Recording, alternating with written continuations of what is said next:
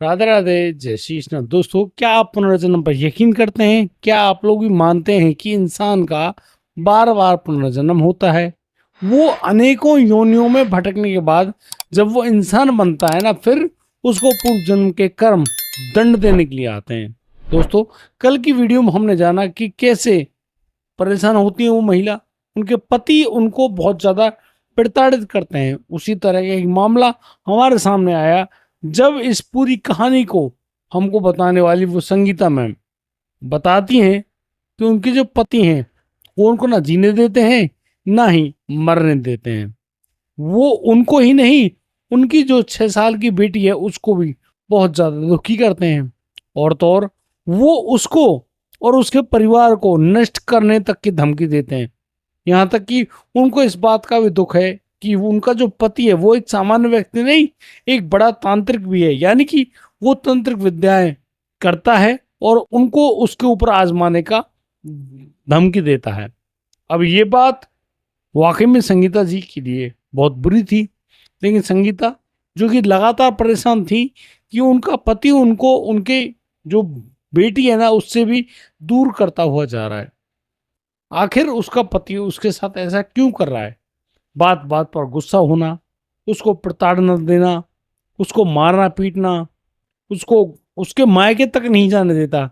यहाँ तक कि वो अपने दुख को ना तो अपनी माँ से रो सकती है, ना ही अपने भाइयों से कह सकती है। वो बड़ी दुखी है, परेशान है, और वो चाहती है ये बात जानना कि आखिरकार उसके जीवन में ये सब हो क्यों रहा है।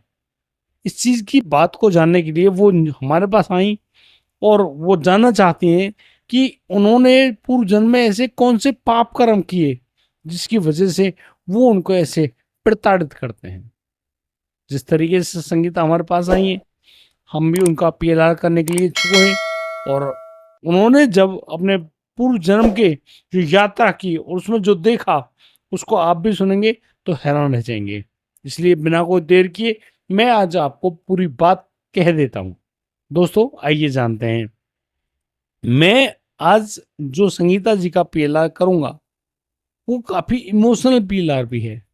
यहां तक कि जो दर्द संगीता जी ने महसूस किया शायद आप भी करें, तो इस कहानी को कहने का, इस पूरी बात को बताने का, इस राज को उगलने का जो मजा है वो आ जाएगा। दोस्तों, संगीता जी पूरी तैयारी करके आई और उनको जैसे ही सम्मोहन की निद्रा में उतारने का प्रयास किया, वो बिल्कुल बड़ी तसल्ली से सम्मोहन की निद्रा में गई भी और रिलैक्स अवस्था में खुद को महसूस किया। मैं आपको एक बात और बता दूं कि संगीता जी की उम्र मात्र 30-31 साल है, नई उम्र की है, लेकिन वो दुखी है, परेशान है, और इसी बात का निपटारा पाने के लिए वो हमारे पास आई। बस चमोन की नींद में वो अपने आप को एक राजमहल में पाती हैं। उनके पास सफेद रंग के वस्त्र हैं, हाथों में मेहंदी या लाल रंग के कुछ अलता टाइप है, ऐसा कुछ लगा रखा है। वो बड़े अच्छे भाव से उस राजमहल में नृत्य किया करती हैं। यहाँ उनसे जब उनका नाम पूछा गया कि तुम्हारा नाम क्या है, तो उन्होंने अपना नाम बताया, सौम्या। मेरा नाम सौम्या है और मैं वहां राजमहल में नाचने का काम करती हूँ, नृत्य की हूँ। तो उन्होंने उनसे कहा कि आप अपने पति को भी पहचानिए, शायद आपको इस राजमहल में वो इंसान मिल जाए। तो यहाँ थोड़ा सा उन्होंने समय लिया, लेप लिया, और फिर वो कहने लगी कि हाँ, यहाँ पर उनके पति मौजूद हैं और वो हैं इस राजमहल के जो राजा हैं उनके रूप में। और वो उस नर्तकी को ऐसे घूरते हैं गहरी निगाहों से, जैसे कि वो आंखों से ही सब कुछ कर देना चाहते हैं। अब ये बात सुनते ही हमारी भी रुचि बढ़ी कि आखिर ऐसा वो क्या करना चाहते हैं। तो उन्होंने बताया कि वो सौम्या से जो नृत्य की है उसको पाना चाहते हैं, उस पर अपना हक जमाते हैं और उससे कहते हैं कि तुम उसकी रखेल बनकर रहो। और इस बात को जब सौम्या मना कर देती कि नहीं, वो ऐसा नहीं कर सकती, तो इसलिए उसको प्रताड़ित किया जाता है। उसको कई कई महीनों तक उस राजमहल में रोकने दिया जाता है। हालांकि खाने पीने की हर तरह की सुविधा दे रखी है, हर तरह की सुविधा है, लेकिन रात को कई बार वो अपने लोगों को भेजता है और उनसे कहता है कि तुम सौम्या को बुला कर लेकर आओ। लेकिन सौम्या हर बार उनसे मना कर देती है, बहाना बना देती है। और एक रोज तो वो राजा जो है वो खुद आ गया।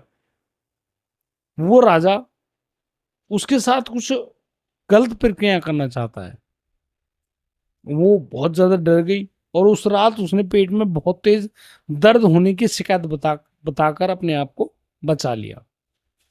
अब आप सोचिए, एक लड़की जो कि नर्तकी है, हालांकि इनका काम लगभग मिलता जुलता सा है, मैं ज्यादा नहीं जाऊंगा उनमें, लेकिन जिस तरीके से संगीता जी हमें बता रही हैं, वो बहुत ज्यादा दुखी परेशान हो जाती हैं। और फिर वो राजा साहब से अनुमति मांगती कि उनको उनके गांव में जाना है। उनकी मम्मी की, जो उनकी माता है, उनकी तबीयत खराब है। तो अब यहाँ पर जो सौम्या जी हैं, वो अनुमति लेकर राजा के द्वारा भेजी गई जो पालकी है, उस पालकी में बैठ के अपने गांव के लिए रवाना होती हैं। तो आगे आपने क्या देखा संगीता जी? तो वो देखती हैं कि वो पालकी जा रही है और रास्ते में किसी तालाब के पास एक कुआं भी है और उस कुएं से पानी भी पिया गया है। लेकिन वो जो लड़की है सौम्या, वो देखती है कि जो सैनिक हैं, जो उनकी पालकी को उठाने वाले हैं, वो थोड़े साइड में खड़े हैं। वो अभी उस तालाब के निकट जाती है और वहां जैसे टॉयलेट के लिए बैठते हैं, कुछ ऐसा बैठती है। तभी अचानक उसके दिमाग में ऐसा आता है कि वो तुरंत उस तालाब में छलांग लगा देती है। उन सैनिकों ने कुछ समय इंतजार किया, लेकिन जब वो लड़की नहीं लौटी, तब जाकर वो लोग अंदर घुसे। उन्होंने उस तालाब में जाकर देखा। कुछ समय बाद उनको वहां पर कुछ भी नहीं मिला। पानी के अंदर से कुछ बुलबुले उठ रहे थे। उन्होंने समझा कि वो यहाँ पर मर चुकी है या फिर उस तालाब में गिर गई है। वो जगह जगह ढूंढते हैं, लेकिन कहीं भी सौम्या नहीं मिली। और उस तालाब में डूबने से सौम्या की जान भी चली जाती है। संगीता जी यहाँ देख रही हैं, लेकिन उनको एक अफसोस रह गया कि उनका जो पति है, वो जो राजा है ना, वो इतना बुरा उसके साथ क्यों करना चाहता है। अब इसके लिए उनकी चेतना को थोड़ा और लंबा ले जाने का प्रयास किया गया। फिर उनसे बाद में कहा गया कि आप गौर कीजिए, आप कहाँ पर हैं और अपने आप को कैसे पाते हैं। तो उन्होंने बताया कि वो एक 20 साल के एक युवक हैं। संगीता जी कह रही हैं इस बात को। अपने पूर्व जन्म में वो एक तालाब में हैं और खुद को छिपाए हुए हैं। उनके पास धनुष बाण है। वो उन्होंने गर्दन तक, जो थोड़ा यहाँ का हिस्सा है ओपन है, वो हवा में है, बाकी सब पानी में है। उन्होंने धनुष बाण लेकर उसको तान रखा है, बिल्कुल छोड़ने ही वाले हैं। किस पर, उनसे जब पूछा तो उन्होंने बताया कि एक पेड़ के नीचे एक चिंपैंजी यानी कि बड़ा बंदर बैठा हुआ है। चिंपैंजी पर वो लड़का बाण छोड़ देता है। अब बाण सीधा जाकर लगता है उस चिंपैंजी के शरीर में। और जैसे ही वो बाण लगा, मारो पीड़ा के वो वहां पर करहा उठता है। चिंपैंजी ने बहुत तेज आवाज लगाई और चिंपैंजी जैसे ही वहां से भागा, तो पता चला कि चिंपैंजी कोई मादा चिंपैंजी है, जिनको हम वन मानुस भी कहते हैं। ये एक मादा वन मानुस है और इनकी गोद में एक बच्चा है उनका अपना। अब बांध तो उनको लग गया, वो रुका नहीं, वहां से भाग खड़ा हुआ चिंपैंजी। लेकिन भाई जहरीला पदार्थ लगा होता है तो वो बाण उसकी आज ना तो कल जान ले ही लेगा।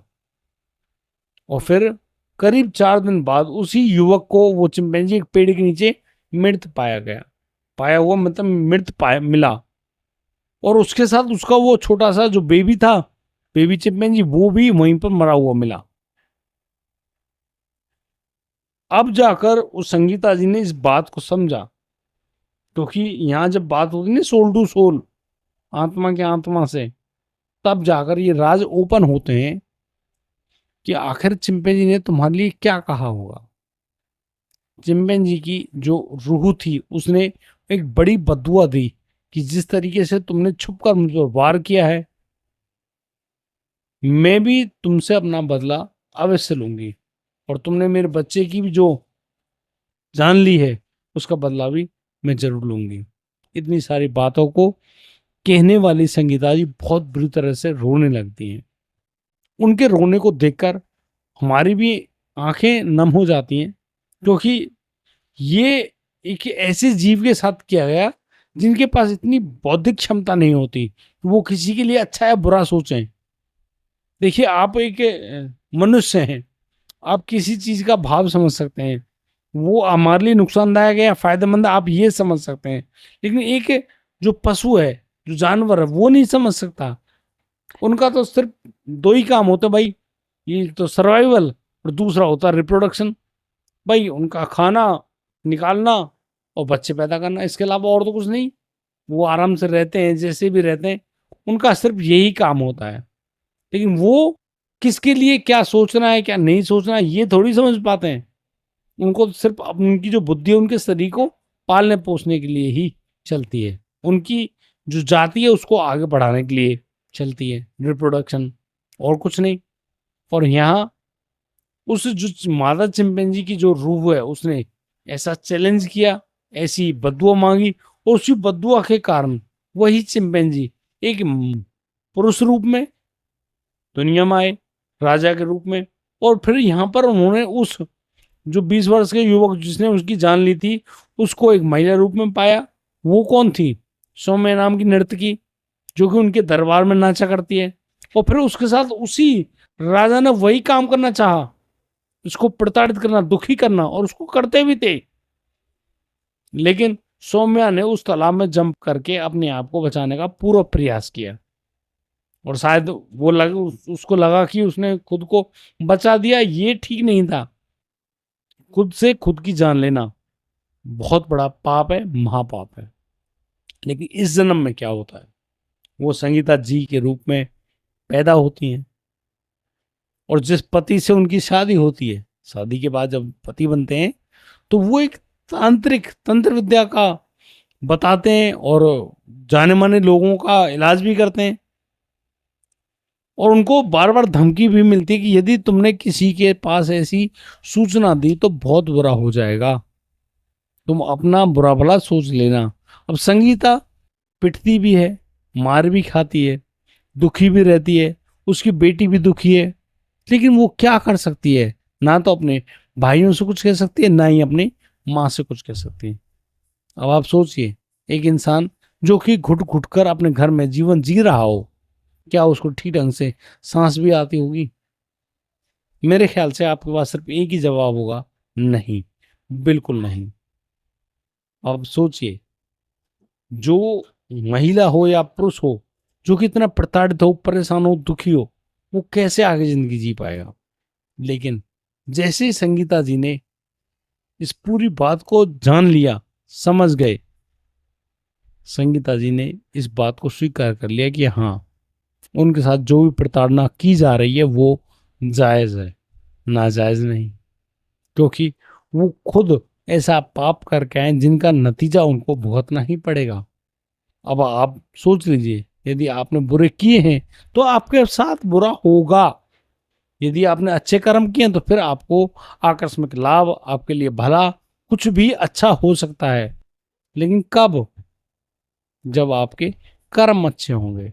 अब कर्म तो किए गंदे, किसी की बहन बेटी को ना, मतलब कि मैं अब क्या बताऊं, हम आंखों से सब कुछ कर लेते हैं, घूरते हैं, गलत भाव सोचते हैं, फिर उसी भाव को जो सोचा है उसको सच में करके दिखाते हैं। चलो एक बार की मान लिया कि आपने सिर्फ सोचा, लेकिन जब आप शारीरिक रूप से उसको करते हैं तब कितना बड़ा पाप बनता है भाई। अब उस पाप को जब आप कर दोगे तो परिणाम उससे भी भयंकर होगा। अब होगा तो होगा, उसको कौन नकार सकता है भाई। ये तो सोचते हैं भाई मैं ऐसा करता है, मैं नहीं होता, या फिर मैं ऐसा क्यों भुगत रहा हूं। तो कोई ना कहोगे दुख सुख करदाता, कोई भी किसी को भी दुख सुख नहीं देता। उसके निज कर्म, जो उसके खुद के निज कर्म है, जो उसने खुद ने किए, अब वो एक जन्म के हो सकते हैं, 10 20 या 1000 जन्म के हो सकते हैं। आपने कितने जन्मों को खराब कर दिया है, इस चीज का डिक्लेरेशन तो सिर्फ आप ही जान सकते हैं। हाँ, ये जो पीएलआर की जो भूमिका है, पीएलआर जो व्यवस्था है, ये सिर्फ इतनी मदद करती है कि आपको आपके पूर्व जन्मों में झांक कर दिखा सकती है कि आप कैसे कर्म करते आए हैं और कैसा आपको भुगतना पड़ रहा है। जो लोग ये सोचते हैं कि मेरे साथ ही क्यों, तो उनको मालूम चल जाता है कि भैया तुम्हारे साथ ही क्यों, उसका कारण ये है कि तुम्हारे कर्म तुमको ही दंड देंगे, कोई किसी के नहीं देता। और जो भी किसी को बर्बाद करने के बारे में सोचता है, तंत्र विद्याएं करता है या फिर कुछ अलग क्रियाएं करता है, तो उसका उसको दंड मिलेगा, ये भी निश्चित है, नए कर्म का। बाकी हम भुगत तो रही है। यहाँ पे हो सकता है कोई नया कर्म कर रहा हो, कोशिश कीजिए जितना आपसे बचा जाए बचिए, नहीं तो धर्म खुद कहता है कि आत्मरक्षा करना आपका अधिकार है। आप अपनी खुद की आत्मरक्षा भी कर सकते हैं। और आत्मरक्षा में उठाया गया हथियार कभी पाप नहीं कहलाता, कभी पाप नहीं करवाता। इसलिए जब भी आप देखें किसी की बहन बेटी या किसी के घर या किसी बड़े बूढ़े पर कोई जोर जबरदस्ती कर रहा हो, चाहे भले ही उसकी अपनी औलाद क्यों ना हो, अगर आपके सामर्थ्य अनुसार है तो उसको जरूर बचाइए। हो सकता है यदि आप 2-4 लोग हों तो उन लोगों को दंड भी दीजिए, अकेले मत लड़िए, आप सिर्फ उनको बचा सकते हैं। नहीं तो कानून का सहारा अवश्य लें, ताकि वो लोग अपने मनसूबों पर कामयाब ना होने पाए। दोस्तों आज के लिए सिर्फ इतना ही, लेकिन आप लोगों को ये कहानी कैसी लगी मुझे कमेंट करके जरूर बताइएगा। आज के लिए सिर्फ इतना ही। राधे राधे, जय श्री कृष्ण।